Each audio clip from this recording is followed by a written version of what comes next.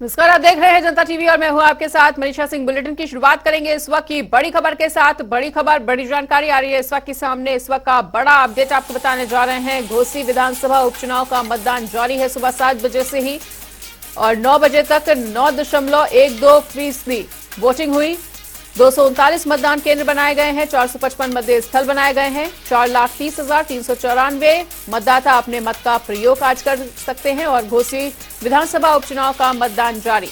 तो 9 बजे तक 9.12% वोटिंग हो चुकी है और 239 मतदान केंद्र, 455 मतदेय स्थल बनाए गए हैं। 4,30,394 मतदाता अपने मत का आज प्रयोग करने वाले हैं। तो घोसी विधानसभा उपचुनाव के मतदान से जुड़ी हुई ये बड़ी खबर आपको बता रहे हैं। 9 बजे तक 9.12% वोटिंग हो चुकी है और मतदाता केंद्रों पर पुलिस प्रशासन की चौकसी किस तरह से है ये आप देख सकते हैं। ये मतदाता स्थल की तस्वीरें भी आपके सामने। पुलिस प्रशासन पूरी तरह से सतर्क है और कड़ी सुरक्षा के बीच जो मतदाता हैं वो मतदान करने पहुंच रहे हैं। तो घोसी विधानसभा उपचुनाव का मतदान आज जारी है। सुबह 7 बजे से ही वोटिंग शुरू हो गई थी, शाम 6 बजे तक वोटिंग चलेगी और बीजेपी और सपा में सीधी टक्कर देखने को मिल रही है। मतदाताओं में भी भारी उत्साह देखने को मिल रहा है और कड़ी सुरक्षा के बीच मतदाता मतदान केंद्र पहुंच रहे हैं। कि आज हमारे यहाँ घोसी में जो बाई इलेक्शन है उसकी पोलिंग हम स्टार्ट हो चुकी है और लगातार हमारे द्वारा बूथों का निरीक्षण किया जा रहा है। सुबह 6 बजे से हम लोग भी कंट्रोल रूम में थे, वहाँ पे हम लोगों ने सारी व्यवस्था देखी है। सभी 100% बूथों की हम लोग वेबकास्टिंग करा रहे हैं, तो यानी कि हर बूथ जो है वो कैमरे की नज़र में है और इसकी जो लाइव स्ट्रीमिंग है वो माननीय आयोग तक भी जाती है। यानी कि हर चीज़ जो है कम्प्लीटली इसको पारदर्शिता के साथ में कराया जा रहा है। इसके अतिरिक्त जो हमारे सेक्टर मजिस्ट्रेट जो मजिस्ट्रेट है वो भी सब फील्ड में है, कहीं भी किसी प्रकार की कोई समस्या नहीं आई है। सभी बूथों की हमारे द्वारा सेक्टर मजिस्ट्रेट के थ्रू हम लोगों ने फीडबैक भी ली है, तो सभी जगह पोलिंग स्टार्ट है, कहीं किसी प्रकार की कोई भी समस्या नहीं है। सर, कौन कौन सी पोस्ट तैनात है यहाँ पर? देखिए, सिविल पुलिस हमारे साथ में है, साथ में सीएपीएफ भी हमारे साथ में है। तो इस प्रकार से बड़ी संख्या में हमारे पास में सिविल पुलिस, सीएपीएफ और साथ में पीएससी इत्यादि है और हर बूथ पे आप लोग देख सकते हैं, जैसे यहाँ भी आप देख सकते हैं कि फोर्स की तैनाती है और प्रत्येक व्यक्ति की इसमें जो है जाँच की जा रही, किसी प्रकार की कोई गड़बड़ी इत्यादि नहीं करी जाएगी। एक सीट से कोई सरकार बनेगी नहीं बिगड़ेगी। यहाँ एक ही मुद्दा है कि 16 बरस से यहाँ की जनता ने, यहाँ के विधायक का मुंह नहीं देखा है, तो घोसी बना बाहरी की लड़ाई हो रही है। चुनाव किसने कराया है? जब उनको, जो हमारे प्रत्याशी सामने भाई साहब हैं, वही तो 16 महीना पहले विधायक थे, तो फिर इस्तीफा देके चुनाव लड़ने का फायदा क्यों करा दिए? पुलिस के लोग आधार कार्ड चेक कर रहे हैं और स्पेलिंग पूछ रहे हैं। गाँव का रहने वाला व्यक्ति स्पेलिंग जानता है, जो उन्होंने बना के दिया हुई उसके पास है। पुलिस को क्या राइट है, किसने अधिकार दे दिया कि ये आधार कार्ड चेक?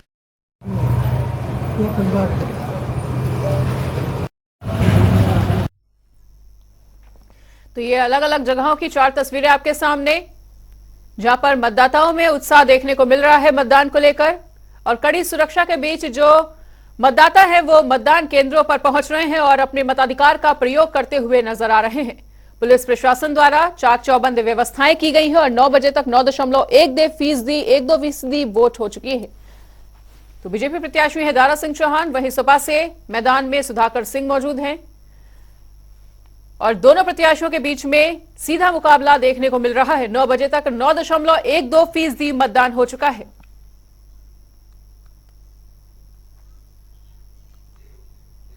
वहीं घोसी उपचुनाव से ही जुड़ी हुई एक और बड़ी जानकारी आपको दे दें। एक और बड़ी खबर आ रही है सामने। घोसी उपचुनाव से जुड़ी हुई बड़ी खबर आपको बताने जा रहे हैं। सपा प्रत्याशी सुधाकर सिंह ने गंभीर आरोप लगाए हैं और बीजेपी पर पैसा देने के आरोप लगाए गए हैं सुधाकर सिंह की तरफ से।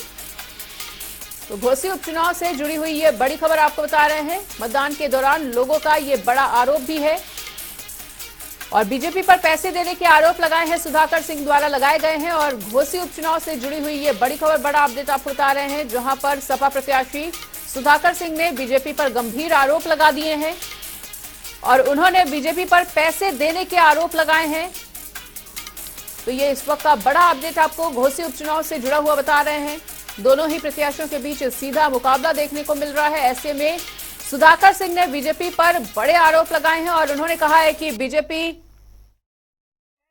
आदर्श आचार संहिता के संदर्भ में मुकदमा नहीं दर्ज है, उनको केवल फंसाया गया है, उनको, हमारे घोसी के ब्लॉक प्रमुख को इस नाते कि वोट न मांग सके और जनता के बीच न जा सके। अच्छा, कुछ ग्राम प्रधानों को, कोटेदारों को क्या उनके ऊपर प्रेशर डाला जा रहा है, उनको बुलाया जा रहा है, धमकी दी जा रही है? उनको बाकायदे आजमगढ़ में बुलाया गया, उनको जो है घोषित थाने में बैठा करके इंस्पेक्टर और सीओ वोट मांग रहे थे जी, और गाड़ी पर उनको बैठाया गया और उनको रुपया भी दिया गया जी, सारे प्रधानों को, बीडीसी के मेंबरों को, लेकिन वो रुपया भी ले लेंगे, वोट भी नहीं देंगे। अच्छा,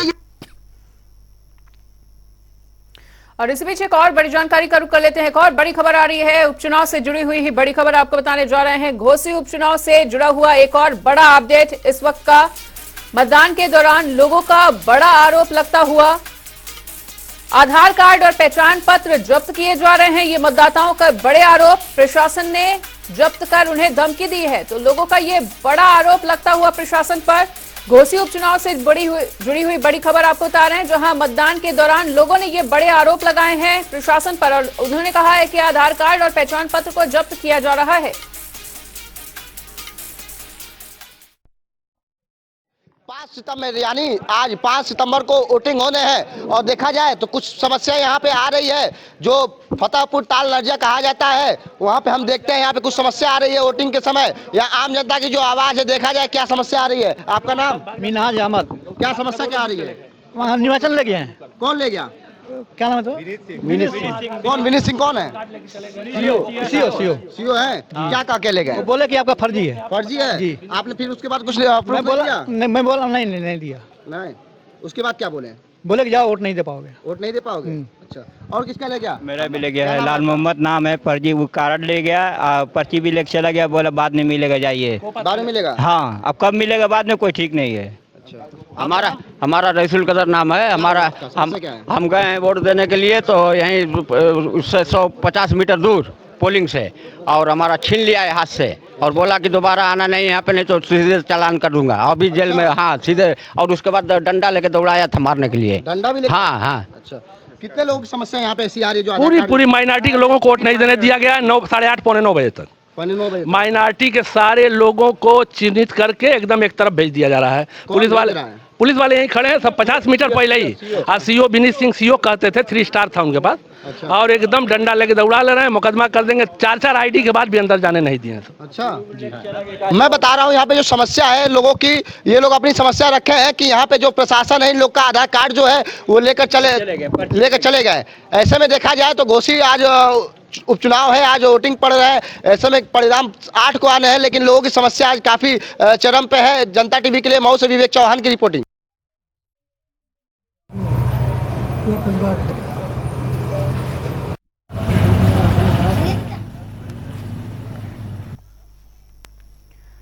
और इसी बीच हमारे तमाम सहयोगी हमारे साथ जुड़ चुके हैं। न्यूज रूम से हमारे साथ हमारी सहयोगी अंजलि भंडारी जी जुड़ चुकी हैं, वहीं हमारे साथ अनूप सिंह और विवेक चौहान जुड़ चुके हैं। सबसे पहले विवेक का रुख करना चाहेंगे। विवेक, मतदान केंद्रों पर लोगों ने बड़े आरोप लगाए हैं प्रशासन पर, और उनका कहना है कि उनके पहचान पत्र और आधार कार्ड जब्त किए जा रहे हैं। क्या कुछ जानकारी आपके पास?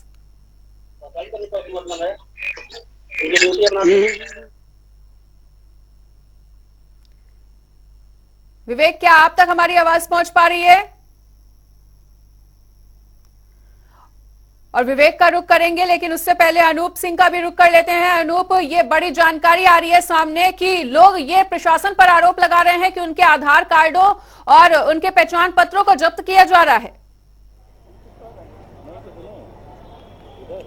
और देखिए, घोसी में जिस समय चुनाव प्रचार शुरू हुआ था या नामांकन से पहले से लगातार आरोप प्रत्यारोप का दौर जारी था। समाजवादी पार्टी भारतीय जनता पार्टी पर आरोप लगा रही थी और भारतीय जनता पार्टी समाजवादी पार्टी पर आरोप लगा रही है। इसकी शिकायत दोनों पार्टियों की तरफ से निर्वाचन आयोग को भी किया गया है, और वही चीज आपने देखने को मिला है कि हालांकि जो आंकड़े कह रहे हैं वो 4,30,000 से ज्यादा जो मतदाता है वो आज वोट डाल सकेंगे, लेकिन तमाम ऐसी भी शिकायतें वहां पर देखने को मिली है जिनके वोटर लिस्ट से नाम गायब है, उनके वोट नहीं बने हैं। ये समस्याएं हालांकि अमूमन हर चुनाव में देखने को मिलती है, लेकिन यहाँ पर जब उत्तर प्रदेश की सारी लोगों की निगाहें घोसी चुनाव पर टिकी हैं, घोसी का किंग कौन होगा, कौन फिर से विधायक बनेगा, या दारा सिंह चौहान एक बार फिर से विधायक होंगे, या फिर सुधाकर सिंह जो समाजवादी पार्टी के वर्तमान प्रत्याशी हैं।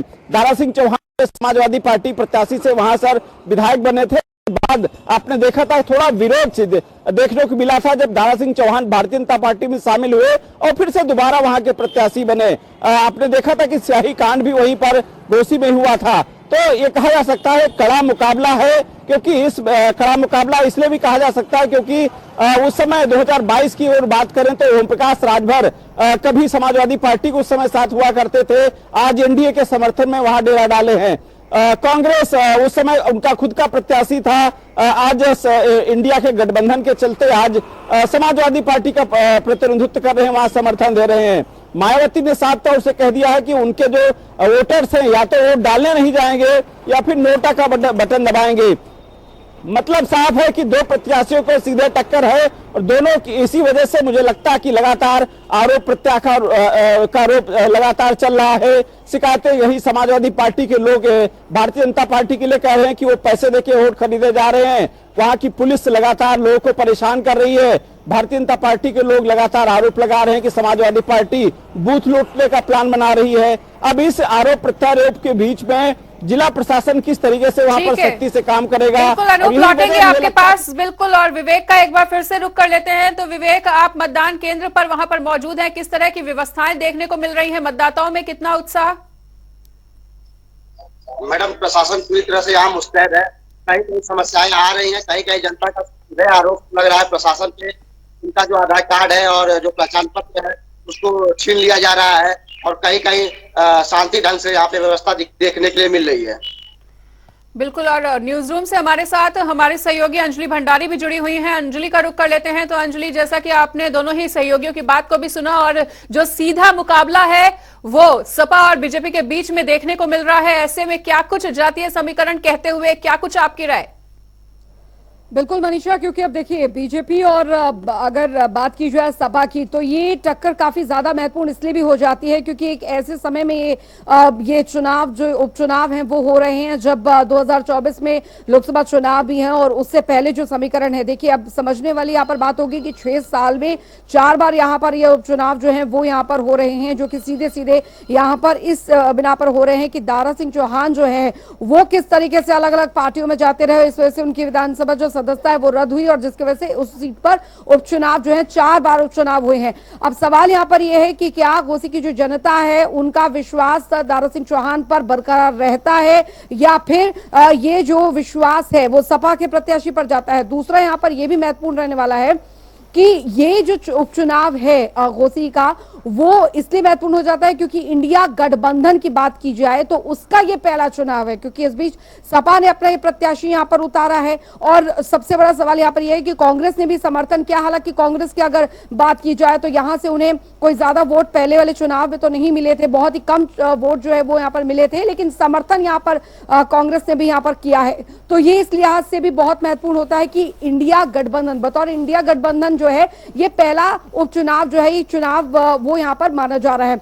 दूसरी चीज अगर यहाँ पर देखें, क्योंकि दल बदल की राजनीति का आरोप यहाँ पर सपा लगा रही है दारा सिंह चौहान पर और सुधाकर सिंह जो है वो सपा में है, लेकिन सवाल यहाँ पर ये बना हुआ है कि क्या यहाँ पर बाहरी वर्सेस घर के प्रत्याशी की बात यहाँ पर बार बार सपा कर रही है, क्योंकि लगातार दारा सिंह चौहान जिस तरीके से पार्टी दर पार्टी बदल रहे हैं, जिस तरीके से वो पहले सपा में थे, फिर उसके बाद बसपा में गए, बसपा से भाजपा में गए, भाजपा से वो फिर सपा में आए और एक बार फिर वो भाजपा में चले गए, तो ये उनका पूरा रहा है। हालांकि अगर राजनीतिक करियर को देखा जाए, राजनीतिक सफर को देखा जाए दारा सिंह चौहान और सुधाकर सिंह का, तो लगभग 40 सालों का ये पूरा सफर उनका रहा है। लेकिन एक बात यहाँ पर है कि दारा सिंह चौहान जहां वक्त दर वक्त अपनी पार्टियां बदलते रहे हैं, वहीं अपनी पार्टी के लिए पूरी तरीके से प्रतिबद्ध रहे हैं सुधाकर सिंह।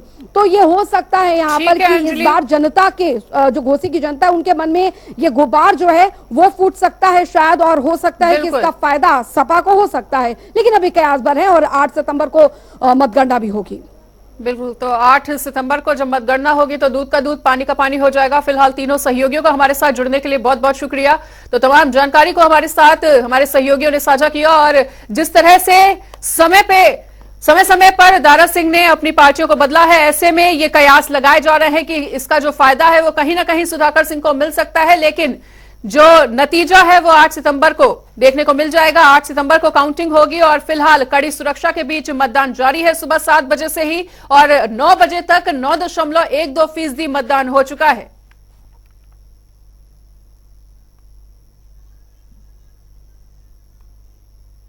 और इसी बीच एक और बड़ी जानकारी का रुख कर लेते हैं। एक और बड़ी खबर आ रही है सामने, बड़ी खबर, बड़ी जानकारी।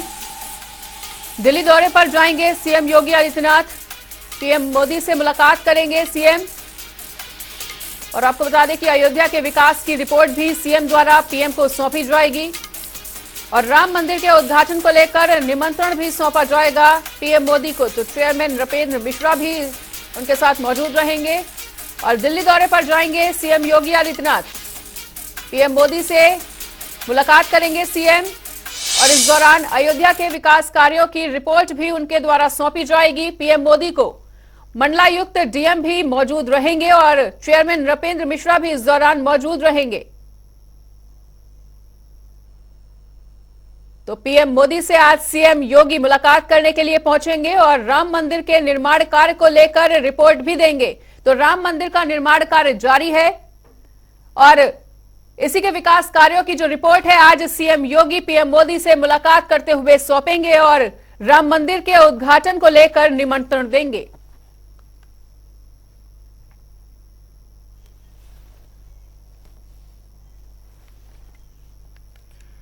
तो पीएम के सामने सीएम योगी आज रिपोर्ट पेश करेंगे और सीएम योगी पीएम को आमंत्रित भी करेंगे इस दौरान राम मंदिर के उद्घाटन को लेकर। और आज पीएम के सामने सीएम योगी रिपोर्ट पेश करेंगे। तो राम जन्मभूमि मंदिर की प्राण प्रतिष्ठा होगी और सीएम योगी पीएम को आमंत्रित भी इस दौरान कर सकते हैं। तो आज दिल्ली दौरे पर रहने वाले हैं सीएम योगी आदित्यनाथ। इस दौरान दिल्ली दौरे पर पहुंचने के बाद वो पीएम मोदी से मुलाकात करेंगे।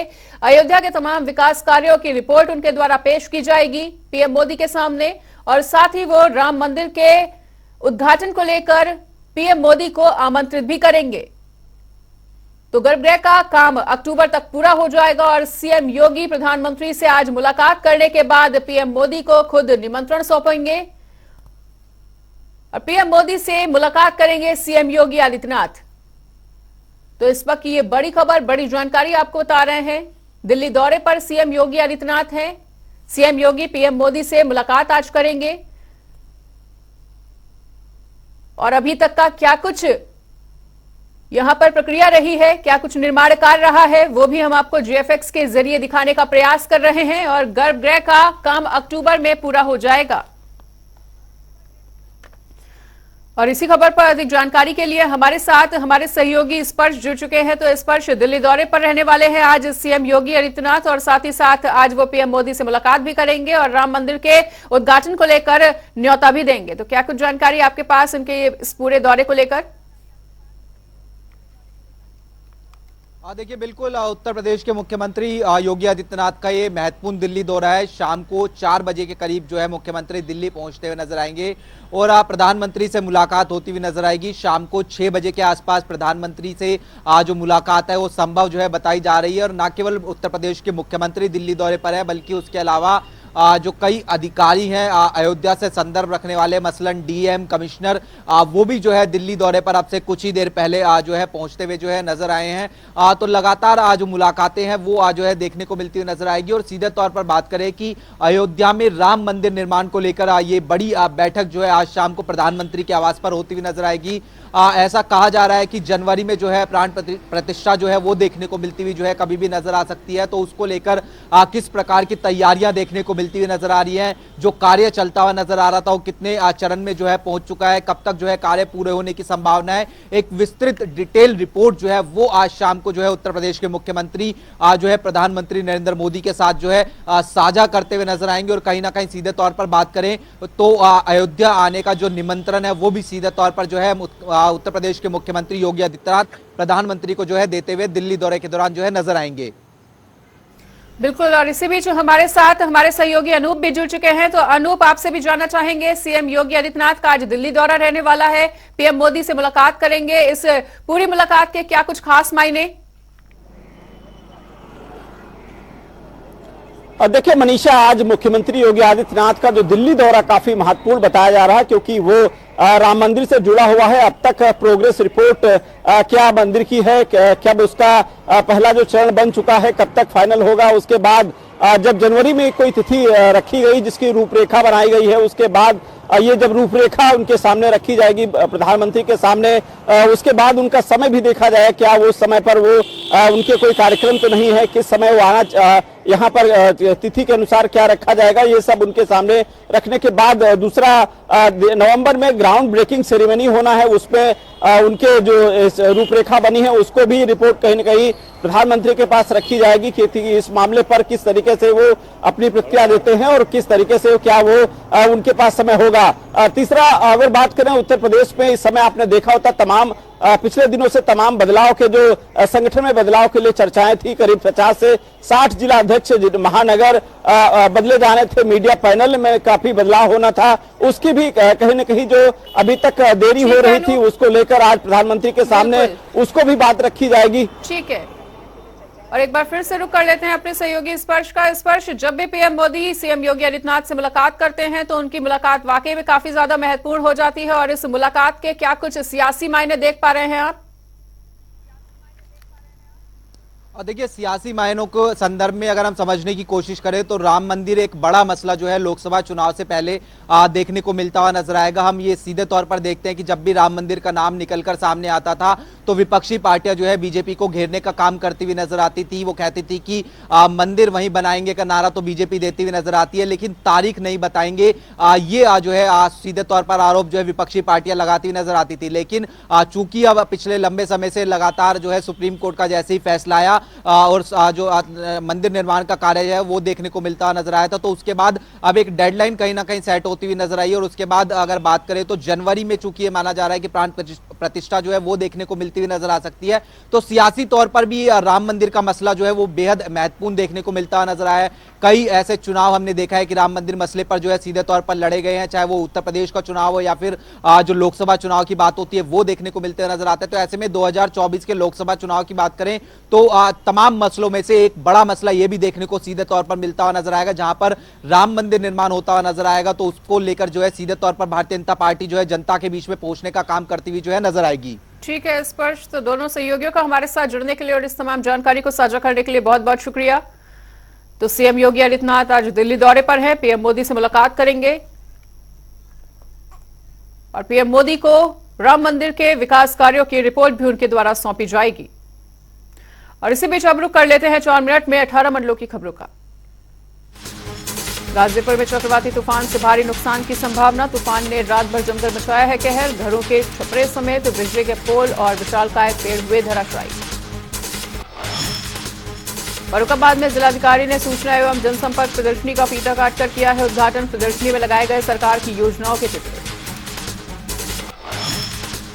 मुजफ्फरनगर में सदर नगर पालिका चेयरमैन मीनाक्षी स्वरूप के कार्यकाल की तीसरी बोर्ड बैठक, हंगामे के बीच करोड़ों के प्रस्ताव को मिली मंजूरी, वंदे मातरम के दौरान बैठे रहे मुस्लिम सभासद। अलीगढ़ में संपत्ति के बंटवारे को लेकर मां बेटी की निर्मम हत्या, डबल मर्डर पर पुलिस में मचा हड़कंप, मौके पर पहुंचे जिलाधिकारी। बिजनौर के शेरकोट में व्यक्ति ने चाकू से गोद कर की एक महिला की हत्या, मौके पर भागते आरोपी को स्थानीय लोगों ने किया पुलिस के हवाले। उत्तर प्रदेश के प्राथमिक शिक्षक संघ ने श्रावस्ती स्थित बीएसए ऑफिस में दिया है धरना, 18 सूत्रीय मांगों को लेकर किया प्रदर्शन, जिला बेसिक शिक्षा अधिकारी अमिता सिंह को सौंपा है ज्ञापन। आजमगढ़ में महिला के हत्या के मामले में पुलिस ने किया बड़ा खुलासा, हत्या में शामिल 3 आरोपियों को पुलिस ने किया है गिरफ्तार। मिर्जापुर में अंतरजनपदीय वाहन चोर गैंग का पुलिस ने किया है खुलासा, मौके से 6 आरोपियों के साथ 11 बाइकें भी बरामद। गाजीपुर में 2 दिन पहले हुई फायरिंग, पुलिस ने स्कॉर्पियो सवार 3 बदमाशों को किया गिरफ्तार। आजमगढ़ के नगर पालिका क्षेत्र में राजस्व जमीनों पर हो रहा है अवैध कब्जा, नगर पालिका ने प्रशासन से जमीन को कब्जा मुक्त करने की उठाई है मांग। औरैया में हरिजन की पट्टे की जमीन पर दबंगों ने किया कब्जा, कब्जा करते हुए दबंगों ने दी जाति सूचक गाली और जान से मारने की धमकी। हापुड़ में वकीलों पर लाठीचार्ज के मामले में वकीलों की हड़ताल जारी। लखनऊ में भी अदालतों का कामकाज ठप। देवरिया में एसओजी टीम के साथ हुई बदमाशों की मुठभेड़, पैर में गोली लगने से घायल हुआ एक बदमाश। एसपी मोहम्मद मुश्ताक की कार्रवाई से ललितपुर पुलिस विभाग में मचा हड़कंप। एसपी ने एसओजी प्रभारी राजकुमार यादव समेत एक सिपाही को किया है निलंबित। देवरिया में जनपद न्यायाधीश ने लोक अदालत के प्रचार प्रसार के वाहन को दिखाई हरी झंडी, कहा सुलह समझौते का सशक्त माध्यम लोक अदालत। बाराबंकी जिले में 3 मंजिला इमारत के भरभरा कर गिरने से हुआ बड़ा हादसा, मौके से 17 लोगों का किया गया रेस्क्यू। फर्रुखाबाद में रेलवे स्टेशन के पास मिला एक अज्ञात वृद्धा का शव, स्थानीय लोगों ने पुलिस को दी है सूचना, पुलिस ने कब्जे में लिया शव। बंदायूं में तेज रफ्तार वाहन ने युवक को रौंदा, हादसे में युवक की दर्दनाक मौत।